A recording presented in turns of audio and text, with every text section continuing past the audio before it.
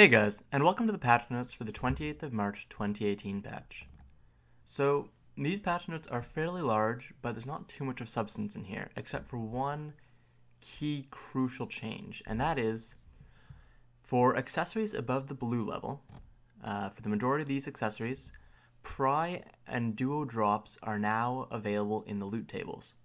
That means if you're hunting ogres, if you're killing wandering rogues, if you're killing basilisks, PRI and DUO ogre rings, basilisk rings, Schultz accessories, all of these can now drop as well. Now, obviously there's a much lower chance of getting them than getting a unupgraded version, but just the fact that they're dropping at all is pretty awesome. So apart from that, there's two new events, the Egg Hunt event and the April Fool's event. So during the Egg Hunt event, it's a standard finish quest, defeat monsters and gather and fish to get eggs.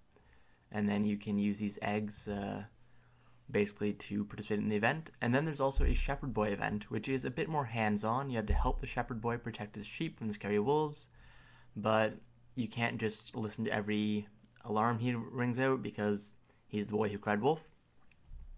And if you lure the wolves too far away, they'll steal your rewards. The attendance rewards for the returning tab has been refreshed, so for anyone that hasn't played Black Desert in a while, if you log back in, the returning attendance reward is now been revamped a little, and Black Spirit's Adventure number 2 has now ended. So there's also a few new items. There's cron meals and droughts, which are basically new food and elixir buffs. I'm not going to go too in depth with them, but there's a few decent buffs here, and you craft them using current meals and materials, so not too bad. A nice change for node war guilds is that the field, headquarters, command posts, and forts will now automatically be built 1 hour after being placed, without the need to add materials or send workers to build it upon joining a node or conquest war. Once they are fully built, they cannot be disassembled, and you can install or disassemble until a minimum of 2 hours before the node or conquest war begins. So apart from that, not too much else big about normal item changes. The Lemuria set now has 2, 3, and 4 set effects, but which doesn't fix the crucial problem of the Lemuria set, which is that it only has 1 crystal slot. So moving on, there's a few game world NPC effects, but these are mostly bug fixes. Mounts, one of the dream horses has been fixed a little, but for the 30 people that own that dream horse, I'm not even sure if any of you are watching this right now. The death penalty system of mounts has been changed, so this is a big one for breeders. The death count of a horse will no longer affect its breeding or exchange results. The max stamina of mounts will no longer be reduced based on the number of mount deaths. You may still check and reset the mount's death count from the stable, and the item description for mount resurrection reset items has been amended to be clearer. So that's also the reason behind the mount resurrection reset pearl item has been changed to a loyalty reset because it's no longer as essential. And if your mount is carrying trade items, you can no longer use the teleport functions such as Gather, Assemble, and Archaeologist Map. Even if you're currently not riding that mount, if the mount is out of the stable and carrying trade items, the teleport function will not work. So this is a pretty big one for people that want to do trading. I'll let people that know more about trading go into the full details, but this is a pretty huge change. So, class changes, there's actually not too much this week. There's a lot more text than usual, but it's mostly fixed issues. In fact, if you look, it's pretty much all fixed the issue stuff.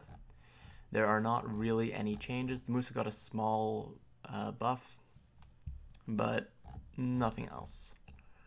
So, here's the big item change. Monsters that previously dropped blue or higher grade accessories will now drop PRI and DUO accessories at a low rate. And here's a list of it all. Ogre Ring, Tree Spirit Belt, Witch Earring, Mark of Shadow, all the coral items, the Schultz items, Ancient Guardian set, Basilisk Belt, Serap's Necklace, Centaur Belt, Laytens for anyone that can actually farm that, Crescent Ring, Sicils, Narc Ear, Voltara Belt, Tungrad Belt.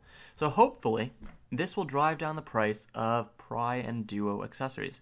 And even more hopefully, it might drive down the price of TRI accessories. I feel TED accessories are still too rare to really have the price affected by this, but as long as the drop rate is even halfway decent, this will infuse the economy with many more PRI and DUO accessories, which makes it much easier to attempt TRI accessories, which should hopefully bring down the price starting over the next couple of weeks.